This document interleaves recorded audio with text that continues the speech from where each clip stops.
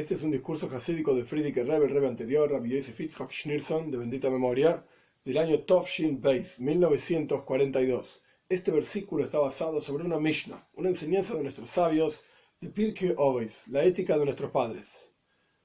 En este texto, entre montones de otras cuestiones, dice: es mejor un instante de arrepentimiento, acercamiento a Dios, teshuva, y buenas acciones en este mundo, o sea, cuando estamos vivos acá, físicamente hablando, como se va a explicar. Esto es mejor que toda la vida en el mundo por venir. Sea cual fuere la explicación concreta y específica del mundo por venir, no es acá el momento para explicar. El punto de la frase es que es mejor estar en este mundo un instante, estudiando Torah y haciendo teshuvá, etc.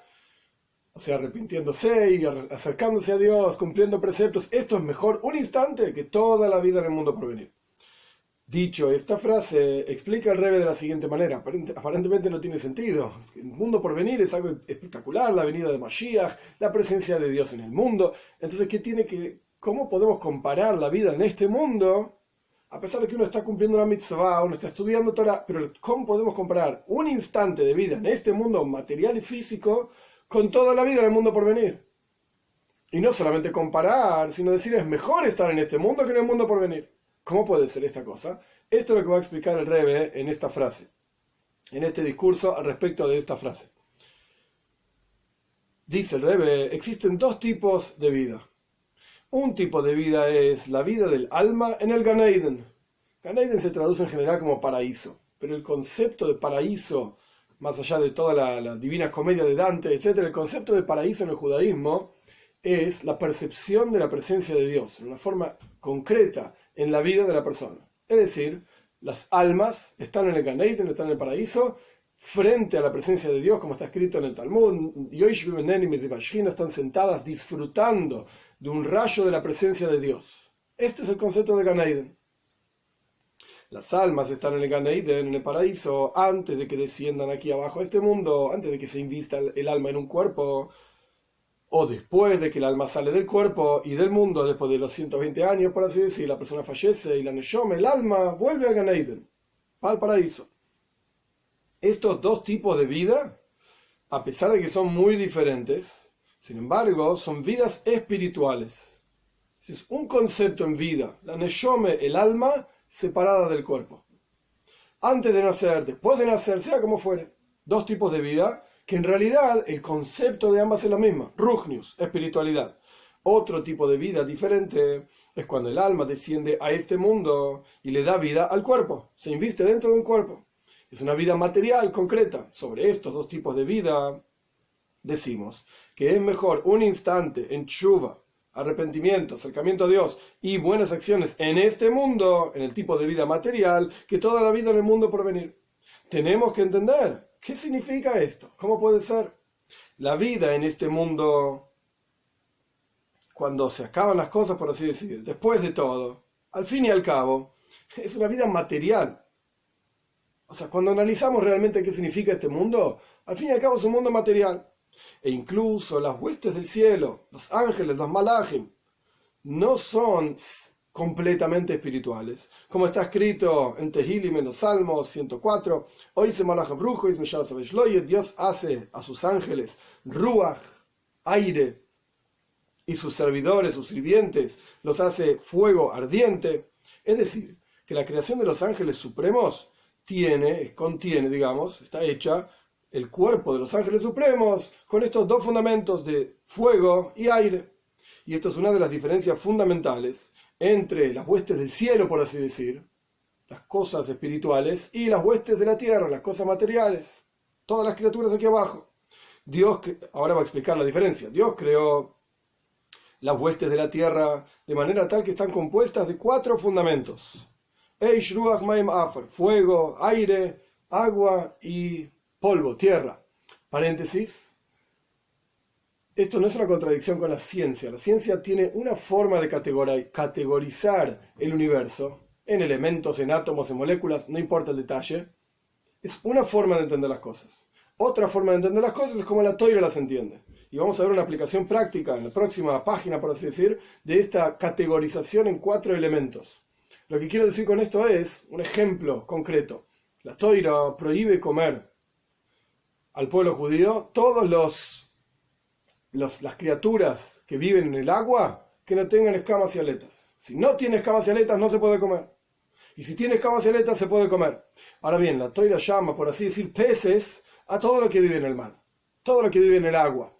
Y nosotros sabemos perfectamente, cualquiera que estudió un poco en la escuela de biología sabe que en el agua no viven solamente peces. Hay peces, hay mamíferos, hay moluscos. Hay diferentes tipos de criaturas que viven en el agua. Entonces, ¿cómo llamamos a todos peces? ¿Qué clase de burros somos que no estuvimos en las cosas más básicas de la escuela y no estudiamos la biología más sencilla? Y la respuesta es, no hay diferencia. La Toira lo que nos quiere enseñar es qué es lo que se puede comer y qué es lo que no se puede comer. Para enseñarnos esto, alcanza con decir que todo lo que está en el agua se llaman peces. Si tienen escamas y aletas se pueden comer. No tiene escamas y aletas no se puede comer. No importa si es un molusco o un mamífero. ¿Qué diferencia hay? El calamar es un molusco y la ballena es un mamífero. ¿Se puede comer o no se puede comer? Si tiene escamas y aletas se puede comer. No tiene escamas y aletas no se puede comer. Esa es la categorización que la Toira necesita, por así decir, para llamarlo de alguna manera, para enseñarnos qué es lo que se puede comer y qué es lo que no se puede comer. ¿Esto es una contradicción con la categorización de la ciencia? No, porque la ciencia no nos está enseñando qué es lo que se puede comer y qué es lo que no se puede comer, sino que cuáles son las características específicas, si él toma leche de su madre o no toma leche de su madre, cómo nace y cómo no nace. Es otro asunto, no tiene nada que ver. Bien, cerrando paréntesis, hay 4 fundamentos, así está explicado ampliamente en la Toira. Rambam, Maimónides explica, Nachmanides también explica en su comentario de la Toira, que hay 4 fundamentos: Eish, Ruach, Maim, Afar, fuego, aire, agua y polvo. Estos 4 fundamentos, de vuelta, de fuego, aire, agua y tierra, son 4 componentes, 4 elementos que tienen diferentes cualidades. Cada una de ellas, comenzando con el fundamento del fuego, es un fundamento que tiene cierto peso, por así decir, más que el estado espiritual en el cual no existía este fundamento. Entre paréntesis, Ramban ampliamente explica esto en Nachmanides, que no estamos hablando de fundamentos físicos. Cuando observamos el agua en el mar, en el río, lo que sea, ese no es el fundamento agua. Esa es una criatura física material compuesta de diferentes fundamentos, en los cuales el principal componente es agua. Pero no es el fundamento agua. El fundamento agua, aire, fuego, lo que sea, son fundamentos espirituales. Una cuestión abstracta que se expresa en este mundo en diferentes cuestiones. Nosotros llamamos fuego al fuego, llamamos agua al agua, pero no quiere decir que ese es el fundamento agua. Cerrando el paréntesis, con esto explicamos qué significa que el Yesoida Eish, el fundamento del fuego, es más pesado, digamos, ya tiene algún tipo de materialización diferente a lo que era el estado anterior a esta creación de fuego. Y lo mismo ocurre con el Ruach, que es el siguiente de los 4 fundamentos. Es un poco más pesado que el fuego, que es un poco más espiritual y más liviano, por así decir, de los 4 fundamentos, el fuego. El segundo fundamento, que dijimos que es el Ruach, es el aire, no es tan pesado, pero no es tan espiritual como el fuego. El fuego está por arriba, por así decir, y después viene el aire. Con todo esto, no deja de ser el aire espiritual. Por lo tanto, fijó Dios una naturaleza en ellos, tanto en el fuego como en el aire, similar, que ambos tienen la naturaleza de proyectarse hacia arriba. Es decir, si bien tenemos el primer fundamento fuego, el segundo fundamento es aire, y el fuego es más liviano que el aire es más pesado que el fuego, pero sin embargo ambos son espirituales. ¿Qué significa esto? Tienen una naturaleza específica de proyectarse hacia arriba. Estos 2 fundamentos de fuego y aire tienen una fuerza muy poderosa. Y a pesar de que las fuerzas muy poderosas de ellos tienen diferentes cualidades, porque la fuerza del fuego es consumir, quemar todo, y la fuerza del aire es destruir y romper, no consumir y quemar, pero ambos, aún así, a pesar de que son diferentes, tienen muchísima fuerza. Estos son los 2 primeros fundamentos. El fundamento del agua ya es más pesado que el fundamento del aire, y en este fundamento Dios puso una naturaleza diferente de la naturaleza de los fundamentos de fuego y aire. La naturaleza del agua es proyectarse de arriba hacia abajo. Esta naturaleza que Dios introdujo, inyectó, por así decir, en el fundamento de agua es literalmente opuesta a la naturaleza que Dios inyectó o puso en el fundamento de fuego y aire. Fuego y aire van para arriba, agua va para abajo, de arriba para abajo. La razón de esto es porque el fundamento de agua, diferente de los otros dos fundamentos anteriores, es más gashmi, es más material.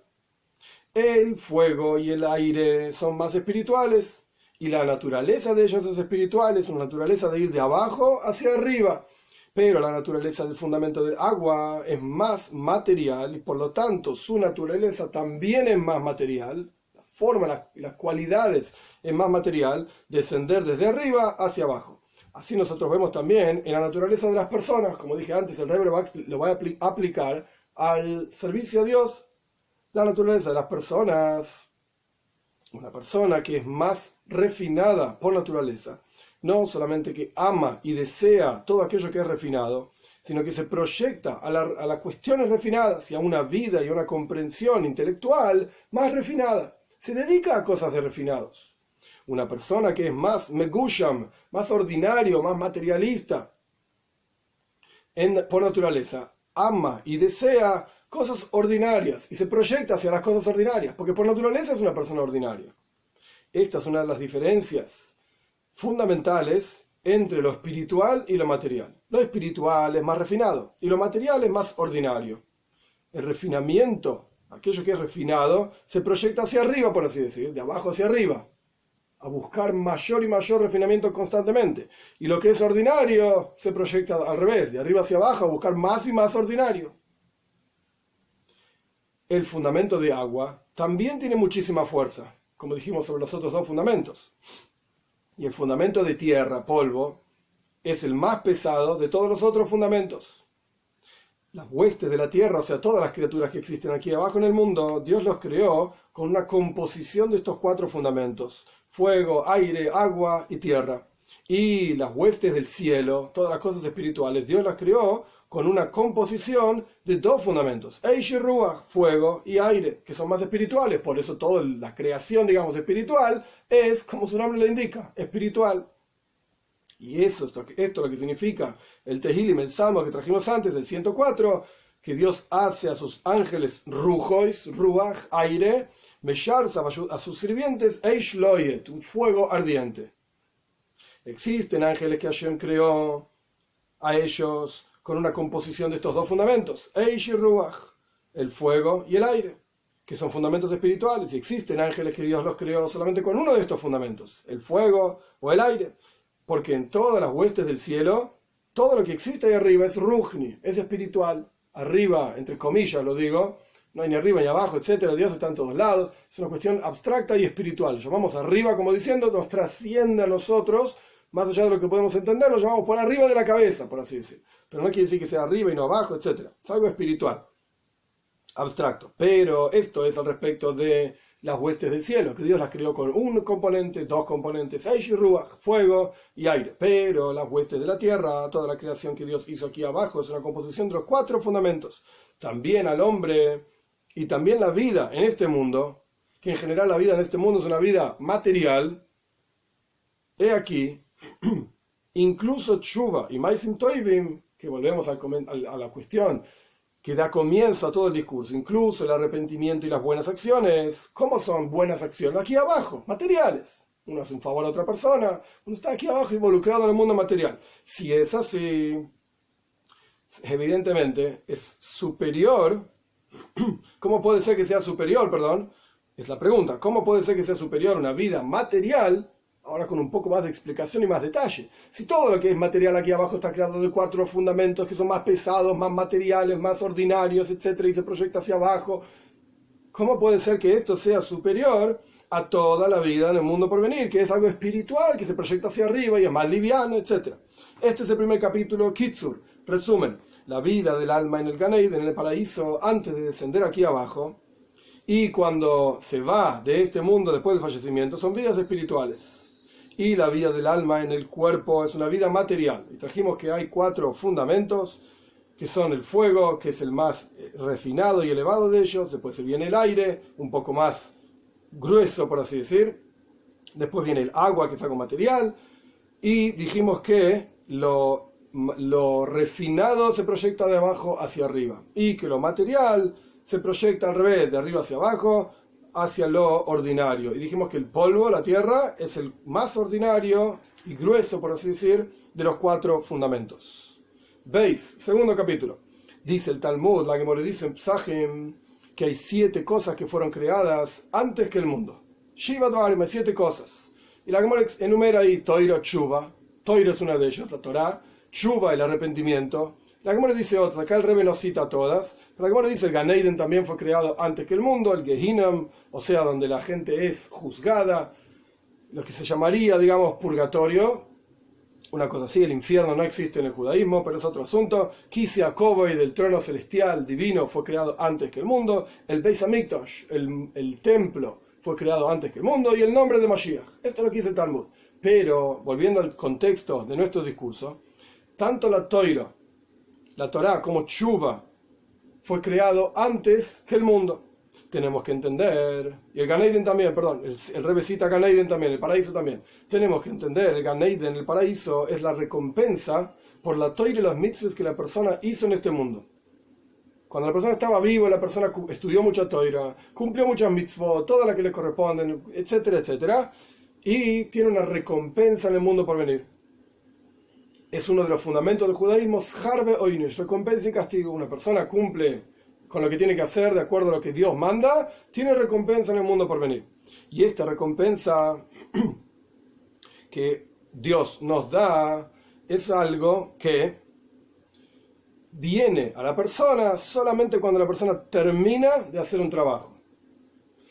¿Qué significa esto? Así como un jornalero. Cuando la persona contrata a un jornalero para que haga un trabajo determinado, la recompensa por el trabajo que hizo vino cuando termina el trabajo. Antes uno no le paga, si no el tipo no hace el trabajo. He aquí, para poder terminar el trabajo, se necesita primero hacer la cosa. Encargué un trabajo determinado, el trabajo tiene que estar terminado, el objeto tiene que estar terminado, o viene a cortar el pasto tiene que estar cortado. Porque antes de que se haga la cosa, ¿cómo puede haber una recompensa sobre eso? Obviamente no. He aquí, entonces, la recompensa es por algo que uno hizo. Y esa recompensa está por encima de la cosa que uno hizo. Es decir, el jornalero viene a cortar el pasto y uno le paga un dinero, digamos que es algo que trasciende a cortar el pasto. Está por encima de cortar el pasto y viene después de haber cortado el pasto. El concepto de después, antes y después, espiritualmente hablando, no es solamente en tiempo, no es que solamente uno le paga al jornalero una vez que terminó en tiempo el trabajo, sino que lo que uno paga tiene que ser algo que trasciende, está por encima, después, espiritualmente hablando, digamos, conceptualmente hablando, por encima del trabajo que hizo. Esto es lo que uno le paga. De acuerdo a esto no entendemos. ¿Cómo puede ser que la cosa misma, el trabajo mismo que uno hace, es superior a la recompensa que uno recibe por hacer ese trabajo? Porque dijimos que la Mishnah dice, trajimos al comienzo del discurso, que Tshuvu Maisim Toivim, que el arrepentimiento y las buenas acciones en este mundo son mejores todavía que toda la vida del mundo por venir. El mundo por venir dijimos que es una recompensa por todo el trabajo de Torah Mitzvot que la persona hace acá abajo en este mundo. ¿Cómo puede ser que la recompensa es inferior a la cosa misma que uno está haciendo? ¿Cómo puede ser, en las palabras del Rebbe, que la vida en el Gan Eden son recompensa por un trabajo de Torah Mitzvot en este mundo? Torah Mitzvot es superior a la vida en el Gan Eden todavía. No se entiende. Tampoco se entiende cómo puede ser que el concepto de Tshuva, como dice el Talmud, está antes, Dios lo creó antes que el mundo. ¿Qué significa esto? Y en general hay que entender el concepto completo de lo que dice nuestra Mishnah. Mejor un instante de arrepentimiento y buenas acciones en este mundo que toda la vida en el mundo por venir. Hay que entender esto. ¿Qué es lo que tenemos que entender? Próximo párrafo. Esta frase es una continuación de la Mishnah anterior, de la enseñanza anterior de nuestros sabios. ¿Qué dice la enseñanza anterior? Este mundo es como una antesala frente al mundo por venir. Prepárate en la antesala para poder entrar al palacio. Para poder entrar a un palacio uno tiene que pasar por los pasillos anteriores, digamos, la antesala al palacio. Entonces este mundo es la antesala del palacio. El palacio es el mundo por venir. Este mundo es la antesala nada más. Prepárate ahora para entrar después. Este mundo en que nosotros nos encontramos, una vida material, física, ordinaria, etcétera, es como una antesala al mundo por venir, que es algo espiritual. Y, explicando la Mishnah en las palabras del Rebbe, hay que prepararse en la antesala para poder entrar limpio, digamos, al palacio. Ahora bien, no entendemos cómo puede ser que sea mejor un instante de tshuva y buenas acciones, arrepentimiento y buenas acciones, que esto no es más que la preparación en este mundo, para el mundo por venir, es la antesala del mundo por venir. Y sin embargo la preparación y la antesala es mejor que toda la vida del mundo por venir. ¿Cómo puede ser? La vida del mundo por venir es una vida espiritual, y la espiritualidad y la materialidad son dos cosas opuestas. La espiritualidad, como dijimos, se proyecta de abajo hacia arriba, y la materialidad de arriba hacia abajo. Es al revés. Y en realidad, esto mismo tenemos que entender. ¿Cómo puede ser que este mundo es una preparación para el mundo por venir? ¿Qué tiene que ver este mundo con el mundo por venir? En este mundo tenemos que hacer cosas materiales. El mundo por venir es algo totalmente espiritual, opuesto. Cuando la persona vive en este mundo, es una vida material. La vida del mundo por venir es espiritual. ¿Cómo puede ser que lo material es la antesala y te permite entrar a lo espiritual? No se entiende. La intención de nuestros sabios, cuando dicen que el Gan Eden y que la Tshuva, que el paraíso y el arrepentimiento fueron creados antes que el mundo, antes de la creación del mundo. ¿Qué significa antes? Como dije antes, como mencioné anteriormente, la cuestión de antes no significa en tiempo, sino que antes significa en nivel. Paréntesis, el Rebbe no lo dice acá, pero el concepto es el que está siendo aludido. Antes de la creación del mundo no existía el tiempo. El espacio y el tiempo están intrínsecamente ligados. Como la ciencia misma nos enseña hoy en día con las diferentes teorías que hay, etc., el espacio y el tiempo están intrínsecamente ligados. Entonces, cuando Dios crea el espacio aquí abajo, donde este mundo existe, a su vez crea el tiempo. Al mismo tiempo, valga la redundancia, no tengo otra palabra, pero en el mismo momento crea el tiempo. El tiempo y el espacio son creaciones. Que el espacio es una creación, lo podemos entender. Dios crea todo el mundo, Yesh Me'ayin, algo de la nada, etc., como está ampliamente explicado en diferentes lugares. Pero la novedad, digamos, es que el tiempo también es una creación. Entonces, antes de la creación del mundo, pues no había tiempo tampoco. Con esto entendemos que significa que Dios no es viejo, ni joven, no envejece, no pasa el tiempo para Dios.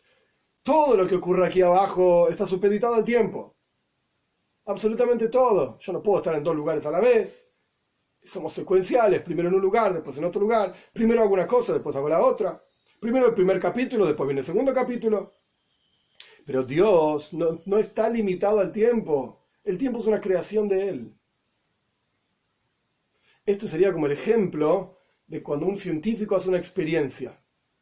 Un experimento determinado. El científico determina cuál es el campo en el cual va a hacer ese experimento, cuál es el área, el espacio en el cual va a hacer el experimento y cuánto es el tiempo que ese experimento va a durar. Por ejemplo, un cultivo de bacterias. Pues entonces se pone el lugar donde van a estar las bacterias, la comida, digamos, que van a comer esas bacterias, y el tiempo que se espera para que ese experimento funcione. Si las bacterias se van a multiplicar, no se van a multiplicar, se van a morir, qué es lo que va a pasar, etcétera, etcétera. Ese experimento tiene un tiempo. El tiempo ese que el científico determinó para ese experimento, el científico creó el tiempo para ese experimento. Determinó que entre tal momento y tal momento, entre tal día y tal día, estas bacterias van a estar ahí. Van a multiplicarse o no, etcétera. Vamos a ver cuánto se van a multiplicar. Creó el universo para esas bacterias, por así decir.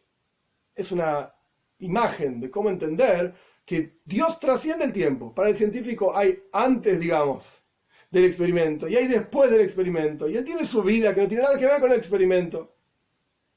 Pero este es el experimento de él. En el mismo sentido, Dios crea el universo entero y Él no está supeditado al tiempo al que nosotros estamos supeditados. Entonces, cuando decimos, volvemos al Maimar, al discurso, cuando decimos que Dios crea Tshuva, Toira, Tshuva, Gan Eden, etc., antes de la creación del mundo, no significa en tiempo, sino que significa en nivel. Espiritualmente hablando, son superiores. El mundo se llama, en forma de mundo, Oilam en hebreo. Oilam viene de la palabra Helem. Helem significa ocultamiento. Es decir, que no se reconoce qué es lo adecuado. Así está escrito en el discurso. No se ve qué es lo correcto, porque hay un helem, hay un ocultamiento. Si pudiésemos ver la presencia de Dios en el mundo, pues entonces no tendríamos libre albedrío. Porque veríamos y sentiríamos, sería concreto, con los ojos de carne y hueso, que nuestra vida depende de la conexión con Dios.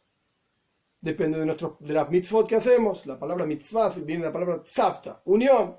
Entonces, si nosotros podemos ver y sentir que nuestra vida depende, de la conexión con Dios, ¿quién se va a desconectar de Dios? ¿Quién quiere estar muerto?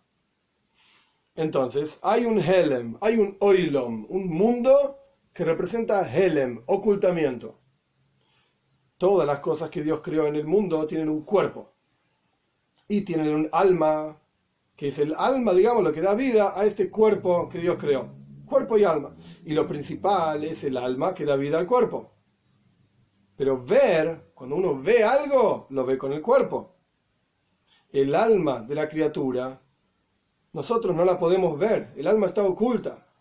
En los Farim, en los libros, está escrito que el hombre es como un Oilom Katan, un pequeño mundo, y el mundo entero se llama Oilom Gadol, un gran mundo, porque así todo lo que se encuentra en el universo se encuentra en el mundo, en el hombre. El hombre es un ejemplo del mundo. Todo aquello que hay en el mundo está en el hombre, todo lo que está en el hombre está en el mundo.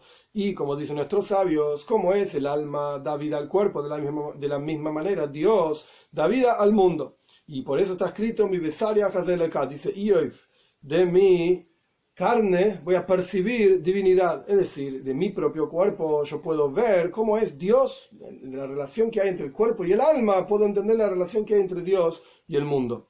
El hombre siente el alma que da vida a su propio cuerpo y sabe muy bien que tiene un alma en su interior que da vida a un cuerpo, porque la persona ve un muerto y tiene el mismo cuerpo con todos los mismos miembros, etcétera, pero no funciona. Hay un alma que da vida al cuerpo y la persona sabe que tiene capacidades, que tiene sentidos y que cada una de esas capacidades vienen del alma. De vuelta, el cuerpo muerto es un cuerpo. Tiene nariz, pero no huele. Tiene ojos, pero no ve. Tiene oídos, pero no escucha, etcétera. ¿Por qué? Porque no tiene un alma. Quiere decir que la capacidad de ver, escuchar, etcétera, etcétera, viene del alma. Y esto lo podemos sentir, lo podemos reconocer. Vamos a ver en el próximo capítulo más detalles de este asunto. El cuerpo mismo, sin alma, no tiene ninguna actividad, no hace nada. A pesar de que tiene todos los miembros, solamente cuando el alma está investida dentro del cuerpo. Entonces el cuerpo es un cuerpo vivo. Hay una unión profunda entre el cuerpo y el alma. De hecho, entre paréntesis, hay una bendición que se dice en cada momento después de que uno sale del baño. Que Dios nos creó de una manera determinada, con huecos y con cavidades, que se abre lo que se tiene que abrir, que se cierra lo que se tiene que cerrar, y si no fuese así, que lo que se tiene que abrir se abre, lo que se tiene que cerrar se cierra, no podríamos vivir ni un instante. Y terminamos la bendición diciendo que Dios es Reifes Kol Basar, Dios cura toda la carne, un mafli la sois, y hace maravillas. ¿Cuáles son las maravillas que Dios hace? Pues justamente venimos explicando que lo material es opuesto a lo espiritual, por cuanto lo espiritual va para arriba. Lo material va para abajo, y Dios, sin embargo, une algo que es opuesto, dos cosas opuestas, lo espiritual y lo material. Dios es mafli la sois, hace maravillas, uniendo lo material y lo espiritual, que es el cuerpo y el alma. En la vida concreta de cada uno es el cuerpo y el alma. Pero la unión es de manera tal, no es que uno ve un cuerpo de repente con una lamparita adentro, como quien dice una lámpara, y se ve que hay algo adentro. No, es una unión tan profunda que se vuelve un guf hay, un cuerpo vivo. Una sola cosa. Cerrando, digamos, el paréntesis, esto no está en el discurso, pero el punto es que el cuerpo, cuando el alma está en el interior, es un guf hay, es un cuerpo vivo, una unión muy profunda entre el cuerpo y el alma, lo espiritual y lo material. El cerebro entiende conceptos intelectuales, y el ojo ve y el oído escucha. Todo esto surge del alma. Y esta es la idea de que el hombre es un oilom katan, es un pequeño mundo, y el mundo entero es un guf gadol, es un gran cuerpo, digamos.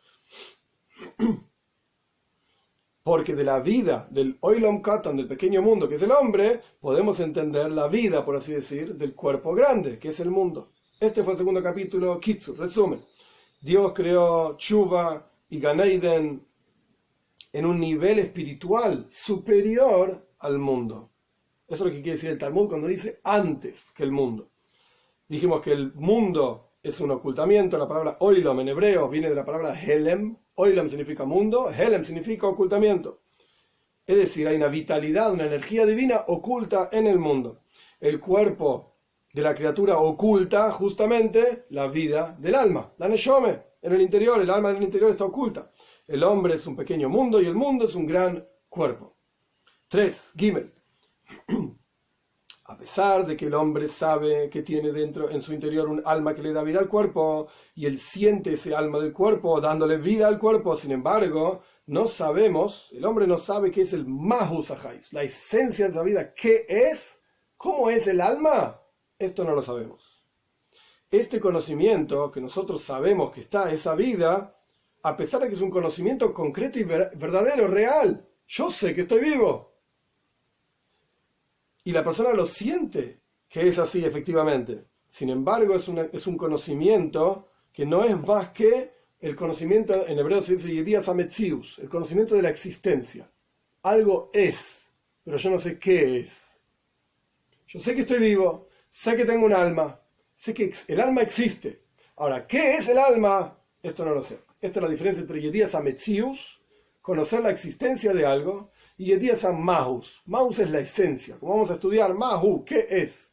¿Qué es el alma? No lo sabemos. Pero que está ahí, eso sí lo sabemos.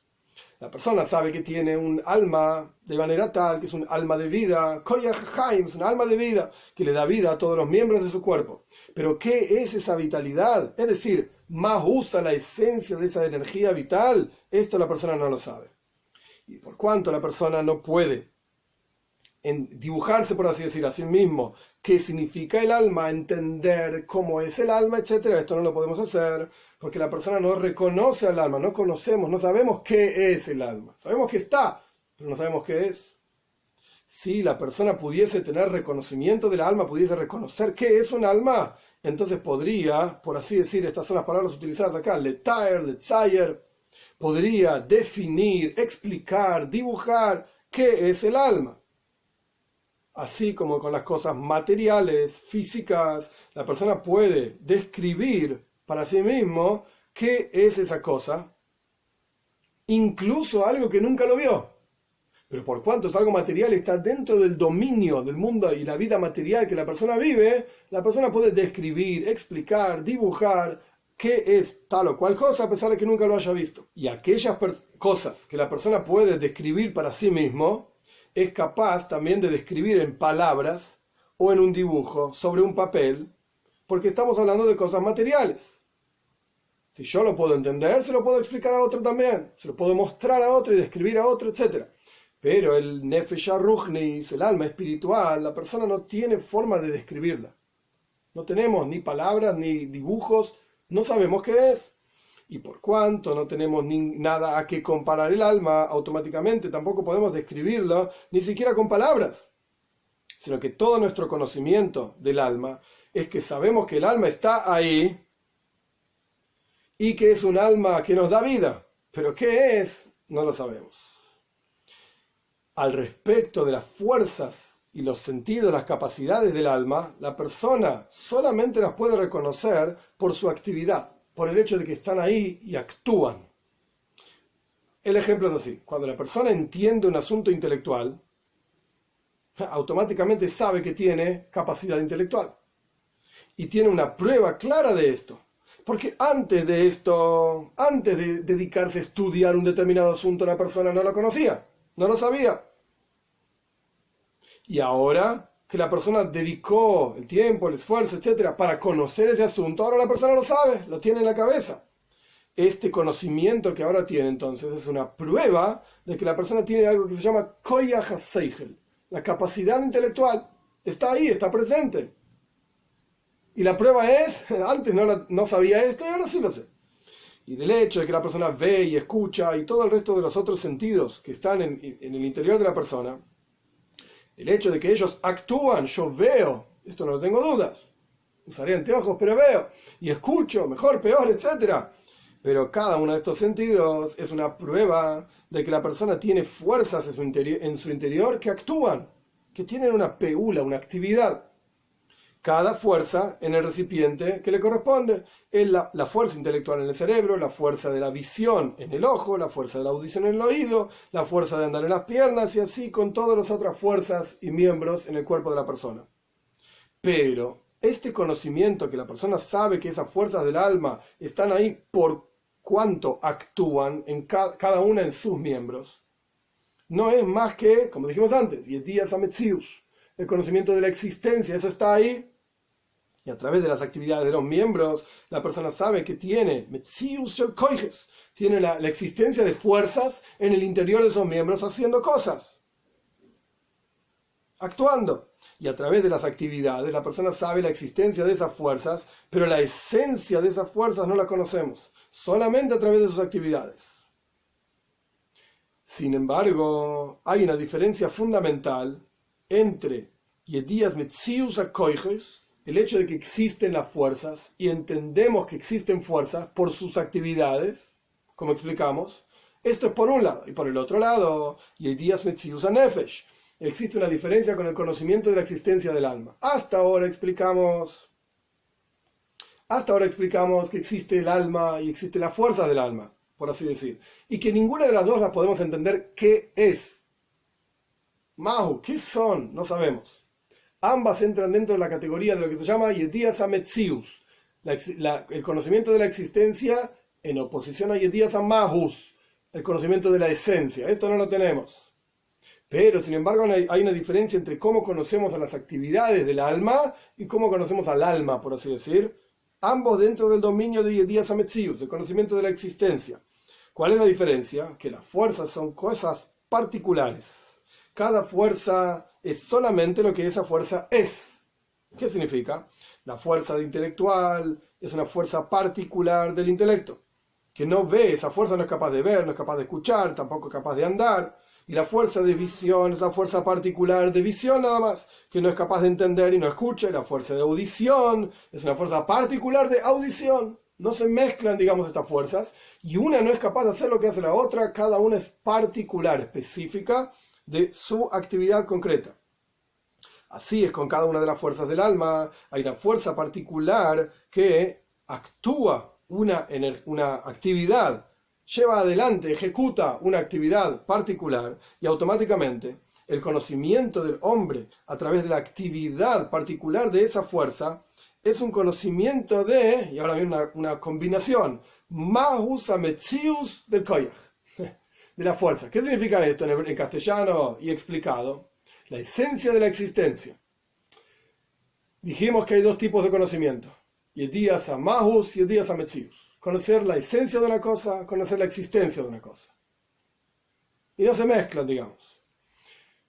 Las cosas que son materiales, que conocemos, e incluso el Rebbe trajo aquello que no conocemos, podemos acceder a Yedias HaMahus. Si una persona piensa en un caballo, en una vaca, una persona vio una vaca alguna vez y la puede describir, la puede dibujar, mejor, peor, puede explicar cuando pones la mano en la vaca, está calentito, o el humo que sale de la boca y la baba de la vaca. Uno puede describirse la vaca, el tamaño de la vaca, el peso de la vaca, todo lo que la vaca hace, va bien, el ruido de la vaca. La persona lo puede describir, estos 10 días en Maus, la persona sabe lo que es una vaca, la esencia misma de una vaca. No estoy hablando de la esencia en términos de la fuerza divina en el interior, no estoy hablando de esto, estoy hablando de una vaca. La persona puede conocer una vaca, esto es 10 días en Maus, el conocimiento de la esencia de la cosa, eso es una vaca. Y Días Ametzius, conocimiento de la existencia, es cuando una persona sabe algo con seguridad total, pero no puede describir qué es. Por ejemplo, el alma. Sabemos que está ahí, sabemos que estamos vivos, y vemos la diferencia cuando vemos un cuerpo muerto, que tiene todos los miembros igual, todos los componentes de la misma manera, y no ve, no escucha, no hace nada. Y no se mueve. No es un guf high, no es un cuerpo vivo. Ahí ya no decimos Mafli la sois, que Dios hace maravillas y junta lo espiritual con lo material. No separó. No separó. La persona esa está muerta. Pero no entendemos qué es el alma. Después tenemos otro tercer nivel, que es una especie de combinación entre estos dos niveles. De conocimiento de la esencia de la cosa y conocimiento de la existencia de la cosa. ¿Qué es este tercer nivel? Maus Ametzius, la esencia de la existencia. ¿Qué quiere decir? que tenemos capacidades, en el ejemplo que dio el Rebbe, tenemos capacidades en el interior, la fuerza de escuchar, ver, pensar, etc. Y a pesar de que no entendemos qué es el Seichel, qué es el intelecto, qué es la visión, porque son cosas que son totalmente abstractas y solamente podemos saber que existen por su actividad, pero por cuánto podemos describir que la actividad de esta capacidad es diferente de la actividad de esta otra capacidad. Ya hay un reconocimiento un poco más avanzado que simplemente el reconocimiento de que existe eso. Existe y lo podemos entender. Es decir, ver la visión. No es que entendemos qué significa la visión, pero podemos describir y tener claro que la visión no es lo mismo que la audición. Y la audición no es lo mismo que andar y entender, etc. Entonces, al tener un conocimiento un poco más profundo de lo que son estas cosas, a través de sus actividades, efectivamente, no a través de entender lo que son. No sé lo que es la visión. Es una fuerza del alma, es un potencial del alma. No tengo idea de lo que es. Pero puedo entender que es diferente de la audición. Esto sin duda. Es más particular en las palabras del Rebbe. Por lo tanto, acá se aplica, por así decir, esta combinación, este tercer nivel de combinación entre esencia y existencia. Maus Ametzius, entendemos la esencia de la existencia, que esto es visión, esto es audición. Las fuerzas del alma, continuando con el discurso, las fuerzas del alma, sobre las fuerzas del alma conocemos Maus Ametzius, la esencia de su existencia, y al respecto del alma solamente conocemos Metzius Nefesh, la existencia del alma. Este fue el tercer capítulo, Kitzur, resumen. El conocimiento absoluto, Vadois, tenemos seguridad total de que el hombre sabe que tiene en su interior un nefesh, un alma. Y ese conocimiento no es más que conocimiento de Metzius, de la existencia. Y esto mismo lo sabemos a través de las actividades de las fuerzas del alma. Pero la esencia del alma no lo conocemos. Y a través de las actividades de las fuerzas del alma tampoco podemos conocer lo que es la esencia del alma ni la esencia de las actividades del alma tampoco. Las fuerzas del alma son particulares y el alma es algo general. La fuerza nosotros podemos saber Mahus Ametzius, la esencia de la existencia, y en el alma solamente podemos conocer Metzius Ametzius, la existencia de que existe. Eso está. Este es el final del discurso. Y ahora el Rebbe tiene un parrafito, digamos, para cerrar el discurso en donde responde las diferentes cuestiones, porque el punto clave era, dijimos que ya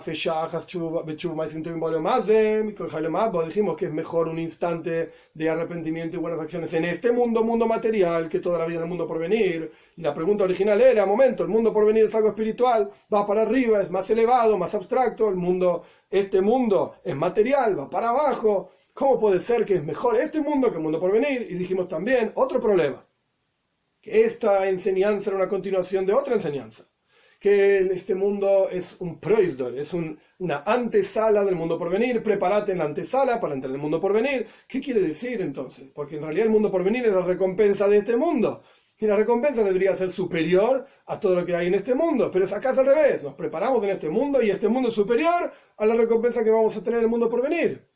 Pero entonces, ¿cómo nos preparamos ahora para después? En realidad ahora es el tajris, el objetivo es acá. Y el Rebbe va a contestar estas preguntas en este último párrafo. Y vamos a agregar, digamos, algunos asuntos que quizás no están en el Maimon, en el discurso, para entender la respuesta del Rebbe. Y esto lo que significa que este mundo es una antesala del mundo por venir. A pesar de que el conocimiento del hombre de lo que es espiritualidad, como por ejemplo el alma y ese tipo de cosas, ese conocimiento no es más que un conocimiento de la existencia, y Yedias Ametzius, la existencia de lo espiritual, por ejemplo del alma, pero aún así es algún tipo de conocimiento.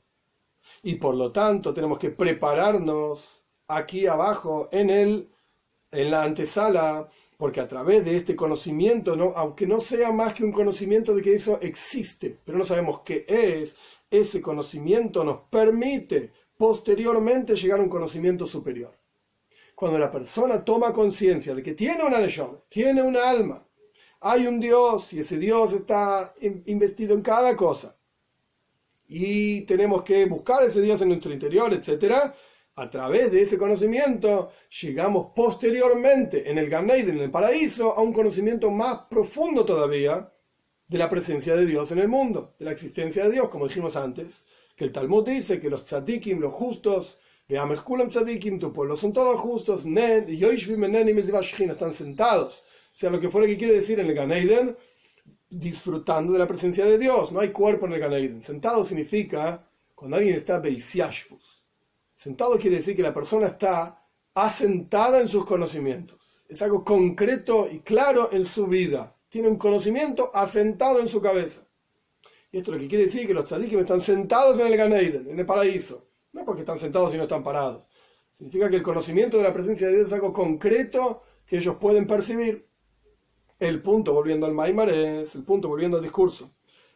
A través del conocimiento en este mundo, aunque no sea más que un conocimiento de Metzius, de la existencia, a través de ese conocimiento llegamos a un conocimiento posterior, superior. Porque este es el Seider, este es el orden en todas las cosas racionales. De un entendimiento, a través de entender algo más sencillo, uno va después creciendo a comprender cosas más profundas, hasta que llega a la comprensión de Seichel Eloiki, del intelecto divino, en vestimentas, por así decir, el intelecto humano, es decir, la persona puede captar Elokus, divinidad, en el mundo. Y esto, a través de captar la presencia de Dios en el mundo, por lo menos tanto cuanto el ser humano es capaz, esto genera anhelo de Dios, y esto da placer en el estudio de Toira y observancia de mitzvot. Y entonces este mundo es una preparación para el palacio, para el mundo por venir. Es decir, si todo el concepto del Gan Eden del paraíso es tener placer en la presencia de Dios, tener placer en el rayo de la presencia de Dios, no es que uno cae en el Gan Eden, acá estoy, hoy de repente Dios es placentero. Cuando la persona se preparó como corresponde en este mundo, a través de tener placer en la observancia de mitzvot. ¿Cómo vas a tener placer en la observancia de mitzvot? Porque te das cuenta que una mitzvah es tzavta, te une con Dios. Que la voluntad de Dios revelada en el mundo, la Toira es Jochmas que la sabiduría de Dios, a través del estudio de Toira, a través de saber que Dios está estudiando Toira, cuando vos estás estudiando Toira, repite las mismas cosas que vos repetís, está con vos, etcétera, te está escuchando, prestando atención. Diferentes ideas que uno puede pensar en el momento de estudio de Toira, que decimos una braja, una bendición, antes de estudiar, no hice la Toira, Dios nos está entregando la Toira, y meditamos en la presencia de Dios en el mundo, etc. Diferentes cuestiones. A través de cada una de esas diferentes cuestiones que uno puede pensar en el momento de estudio de Toira, en el momento de la observancia de una mitzvah, uno se está uniendo a la esencia misma de Dios, etc. Esto le da placer en el estudio de Toira y la observancia de una mitzvah. Y esto prepara a la persona para el placer que posteriormente va a tener en el mundo por venir. Por eso es que este mundo es una preparación para el mundo por venir. Y por eso es que es mejor un instante de Tshuva Maisim Toivim, de arrepentimiento y buenas acciones en este mundo, que toda la vida en el mundo por venir. Porque si la persona no se preparó como corresponde en este mundo, entonces en el mundo por venir no va a poder disfrutar de la presencia de Dios. Y aquí hay varios puntos, varios asuntos. Punto número 1. Cada mitzvah que la persona hace, le permite, cada parte de Torah que la persona estudia en este mundo, le permite en el mundo por venir percibir y estudiar ese asunto como se estudia en el mundo por venir. Es decir, como dicen nuestros sabios, dichosa la persona que viene acá al mundo por venir y tiene su estudio en sus manos. ¿Por qué? Porque aquello que estudia en el mundo por venir es lo que estudió en este mundo. Entonces uno tiene que prepararse como corresponde en este mundo para estudiar en el mundo por venir, para disfrutar de la presencia de Dios en el mundo por venir. Este es un asunto. Y otro asunto, que no es directamente lo que está explicando Rebbe acá, pero está relacionado y nos puede ayudar a entender un poco mejor por qué es mejor todavía en este mundo que en el mundo por venir. Porque al fin y al cabo este mundo no es más que una preparación para el mundo por venir. En este mundo tenemos Yedias Ametzius, entendemos la existencia de placer en la presencia de Dios, de placer en una mitzvah, pero ¿cuándo lo vas a sentir? En el mundo por venir. Entonces, ¿qué es mejor en realidad? El mundo por venir. Porque ahí lo vas a sentir, no acá. Acá te preparás para que sientas la cosa real en el mundo por venir. Entonces, ¿por qué realmente es acá mejor? Una de las explicaciones es, la Mishnah dice, justamente junto con esta enseñanza, son dos enseñanzas que parecen contradecirse. La enseñanza que da raíz, digamos, la fuente de este discurso es, de vuelta, es mejor un instante de arrepentimiento y buenas acciones en este mundo, que toda la vida en el mundo por venir. La continuación de la Mishnah es la continuación de la enseñanza de nuestros sabios. El Rebbe ni la trajo acá.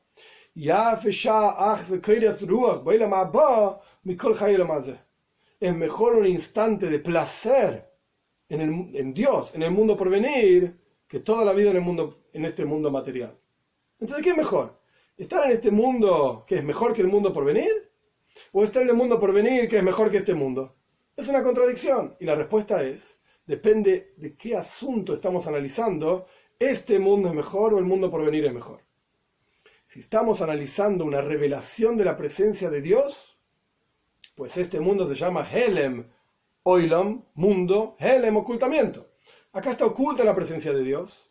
Acá nos preparamos a través, como dije antes, meditar en la presencia de Dios, meditar el Simcha Shel Mitzvah, la alegría de una mitzvah, en el estudio de Torah, etc. Esto nos da una especie de preparación justamente para aquellos que realmente vamos a sentir en el mundo por venir. En términos de la revelación de la presencia de Dios, el mundo por venir es mucho mejor. Por eso la Mishnah dice, la continuación de esta Mishnah que nosotros estudiamos, es mejor un instante de placer en el mundo por venir que toda la vida en este mundo. En términos de revelación de la presencia de Dios, el mundo por venir es mejor. Pero a su vez, nuestra Mishnah dice, es mejor un instante de tshuva, arrepentimiento, y acciones buenas, mitzvahs, en este mundo, que toda la vida en el mundo por venir. ¿Por qué? Porque a través de una mitzvah, la persona se une a la esencia misma de Dios. Todo lo que hay en el mundo por venir no es más que un guilo y una revelación de la presencia de Dios, pero no es Dios, no es Él, no es su esencia. En este mundo, a través de una mitzvah, podemos acceder a Él, a su esencia literalmente, a través del estudio de Torah y la observancia de una mitzvah. Entonces es mejor en términos de a qué te conectás, por así decir. Este mundo es mejor que el mundo por venir. En términos de qué sentís, el mundo por venir es mejor que este mundo. Y por eso las dos Mishnayot, las dos enseñanzas no se contradicen. No, señor. Están hablando de dos cosas diferentes. Y ambas son reales a la vez. En el contexto de nuestro Maimar, claramente el Rebbe está diciendo, prepárate en este mundo, aprende a disfrutar de cada mitzvah, aprende a disfrutar de cada página, por así decir, de estudio de Torah, porque esa justamente es la preparación del mundo por venir. Como dijimos antes, dichosa la persona que viene acá al mundo por venir y tiene su Torah, por así decir, todo lo que estudió en sus manos. Y de hecho nuestros sabios dicen que una de las primeras preguntas que se le pregunta a la persona es ¿fijaste? Preguntas cuando uno va al mundo por venir, por supuesto. Una de las primeras preguntas que le hacen es ¿fijaste momentos de estudio de Torah? Es fundamental que tengamos el zhus, que tengamos el mérito de que a través de nuestro estudio de Torah podamos realmente vincularnos a Hashem, conectarnos al Noisen a Torah, a quien nos da la Torah, que es Hashem, y encontrar en cada página, por así decir, el Anoichi, el yo, que es Hashem, como dice el Talmud, Annan Nafshik Sabis y Havis. Yo a mí mismo me entregué en esos escritos, dice Dios. Esta es la primera palabra de los 10 mandamientos, Anoichi, yo. El mismo Dios se metió, se inyectó, por así decir, en la Torah, y que podamos de vuelta, a través del estudio, de la profundización, de la meditación, etc., encontrar ese Anoichi, ese yo, en cada parte de Torah que estudiamos, y que tengamos Simcha Shel Mitzvah, que tengamos realmente alegría en cada mitzvah que cumplimos.